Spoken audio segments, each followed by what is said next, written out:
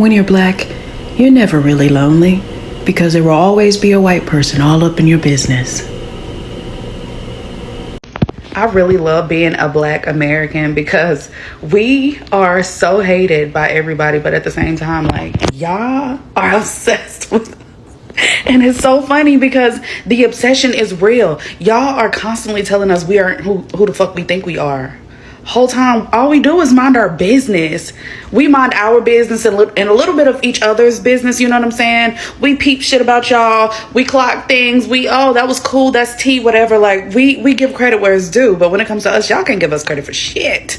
Y'all still saying we don't have culture, bitch. Look around you. We are the motherfucking culture. But anyway, I just find it hilarious that the obsession is so real and y'all want us to believe that we're not exactly who the fuck y'all think we are.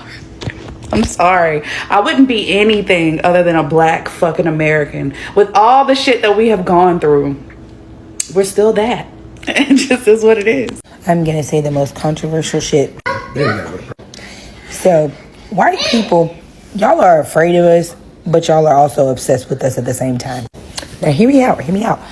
How can you not like black people, right? You cannot, but want their lifestyle, want their hair textures, want their men, want everything about our lives. But you don't like us and want to share spaces with us at the same time.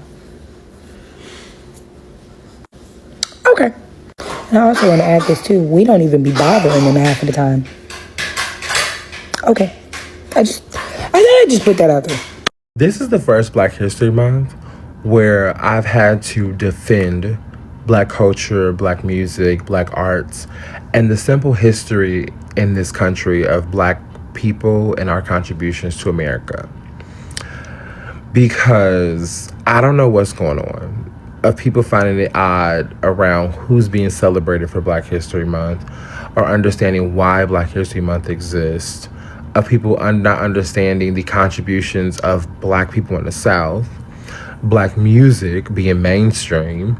Like, I'm truly confused of why there's so much conversation. Even when it comes to people saying, oh, that's divisive, or like, this is a diaspora one. It's like, no. I think it's just black people saying, hey, that's not right, that's not factual, let's not do that again.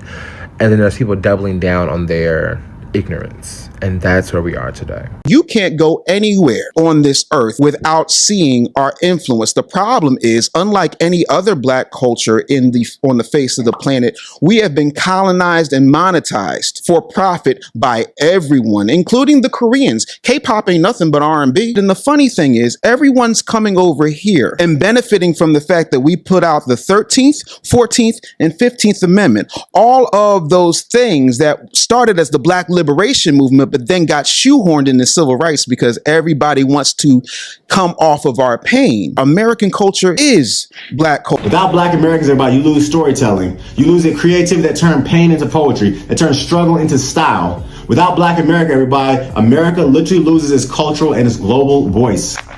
Because when you think about it, the entire world's fascination with American culture, everybody, is essentially black culture. Whether it's from our music to our slang to our film to our sports, is rooted, and once again, in black innovation. From Beyonce to Jay-Z, from Michael Jackson to Dr. Dre, from Michael Jordan to LeBron, from Barack Obama to Serena Williams, from Denzel Washington to Ava DuVernay. We're not just participants, everybody. We literally define the American culture that America exports abroad to the rest of the world. It happens every single day. People steal our style, they steal our culture, they steal our words, they steal how we dress, how we feel, what we drink, what we eat, everything.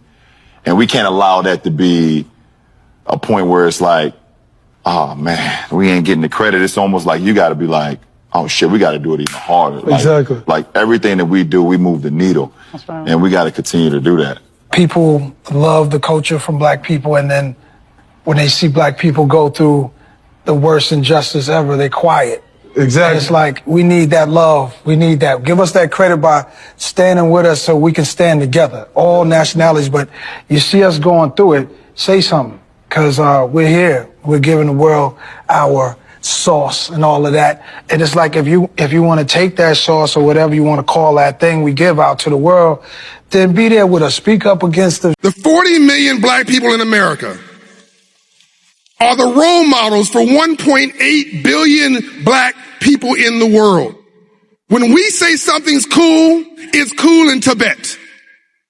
When we say something's a dud, it's a dud in North Korea. We have mastered culture, community, and cool and creativity, yes or no?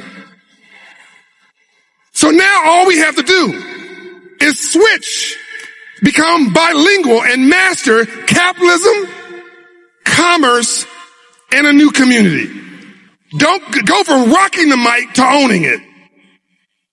So I want you just to shift your brain. In other words, you are the capital. You already have what you need. When you walk in a room, you are unique. Everybody wants to be you, except they don't want to be. The problem with Black American culture, it goes global. We're the most copied people on earth. Like, even our music, like house music, when I went to Europe, they was like, oh, this is ours. Nah, that comes from the south side of Chicago. That's Black American music. What are you talking about? Everything we do goes global, so it doesn't look like we make anything. So everybody be like, you guys have no culture. Where's your culture at? Whole time to do that shit! Right in front of us! Right in front of us, they're doing what we be doing. It's the problem. Our shit go global. We just copied a lot. We're carbon copied all over the fucking globe. Black people are the cool. They make things cool. They're the culture drivers of America without Cultural question. filters. In some ways, I guess that's, maybe ancient Greece. What's democracy if not the original hip hop? How everything filtered out from that. Kind of, the same way. Love it when you call me Big Son. The same way music's been taking from black people forever. Mm-hmm. Everyone's kind of been taking our shit between philosophy and democracy. Let's start with media coverage. Turn on national news and notice how often stories center on black neighborhoods, black crime statistics, black schools, black fathers, black voters, black culture. And even when discussing broader national issues, black Americans are frequently used as the example, the visual, or the debate point. And so that repeated spotlight creates hypervisibility.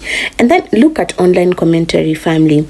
There are an entire platforms and channels dedicated to dissecting black relationships, black parenting, black women's hair, black men's behavior, black dating culture, black economic status. And think about that. A minority group, yet entire ecosystems exist just to analyze and critique their lifestyle. And now shift to culture. Music trends often begin in black communities. Within weeks, those sounds are repeatedly or replicated globally. Slang coined in black spaces becomes mainstream language. Fashion styles move from urban neighborhoods to major fashion houses. Then we look at dance moves goes viral across platforms. That level of replication doesn't happen without constant observation. And so people are watching closely what's being worn, what's being said, what's trending. And even in politics, black Americans are positioned as central. Campaign strategies revolve around the black vote. Pundits debate what black communities are thinking. Policies are framed around how they will impact black neighborhoods. And for a group that makes up a smaller percentage of the population, the strategic focus is really intense. And here's where the contradiction appears, family. The culture is consumed, the style is adapted, the music is streamed, the athletes are celebrated, but at the same time there's heavy scrutiny of behavior, lifestyles, and even social issues. That mix of consumption and criticism is what makes it feel like constant surveillance. And if a group were irrelevant, family, there wouldn't be this level of commentary, there wouldn't be this level of monitoring, and there wouldn't be this many debates centered around them. And attention signals significance, family, whether that attention is positive, negative, or even commercial. And so when people say it feels like others are always in black people's business, family, what they're really describing is hypervisibility, being watched, being discussed, being analyzed, being copied, being politicized. And for a minority group, family, that level of focus is unusual. And it raises a real question. What does it say about influence when so much of the national conversation keeps circling back? Because one thing is really clear, family, you don't stay this invested in something that doesn't really matter.